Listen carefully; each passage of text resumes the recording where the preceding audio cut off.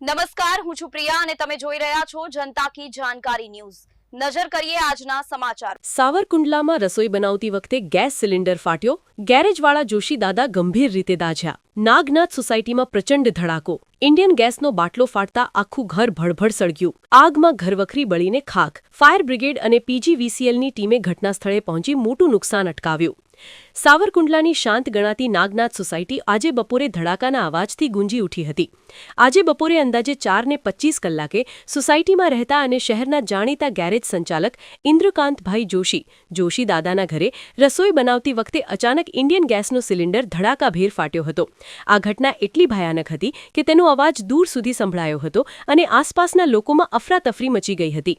જાનમાલનું નુકસાન। આ ગંભીર દુર્ઘટનામાં ઇન્દ્રકાંતભાઈ જોશી દાદા ગંભીર રીતે ઇજાગ્રસ્ત થયા છે। તેમને તાત્કાલિક સારવાર અર્થે હોસ્પિટલ ખસેડવામાં આવ્યા છે। સિલિન્ડર બ્લાસ્ટ બાદ ઘરમાં વિકરાળ આગ લાગી હતી, જેમાં ઘરની તમામ ઘરવખરી અને કિંમતી સામાન બળીને રાખ થઈ ગયો છે। મકાનના માળખાને પણ નુકસાન થયું હોવાનું સામે આવ્યું છે। તંત્રની કામગીરી। ઘટનાની જાણ થતાં જ સાવરકુંડલા નગરપાલિકા ફાયર બ્રિગેડનો કાફલો ઘટના સ્થળે દોડી ગયો હતો અને ભારી જહેમત બાદ આગ પર કાબૂ મેળવ્યો હતો। સાવચેતીના ભાગરૂપે પીજીવીસીએલની ટીમ દ્વારા વિસ્તારનો વીજ પુરવઠો તાત્કાલિક કાપી નાખવામાં આવ્યો હતો, જેથી મોટી હોનારત ટળી હતી। એજન્સીની તપાસ। બનાવની ગંભીરતા જોતા ઇન્ડિયન એરો ગેસ એજન્સીના બબા શેઠ પણ તાત્કાલિક ઘટના સ્થળે દોડી આવ્યા હતા અને પરિસ્થિતિનું નિરીક્ષણ કર્યું હતું।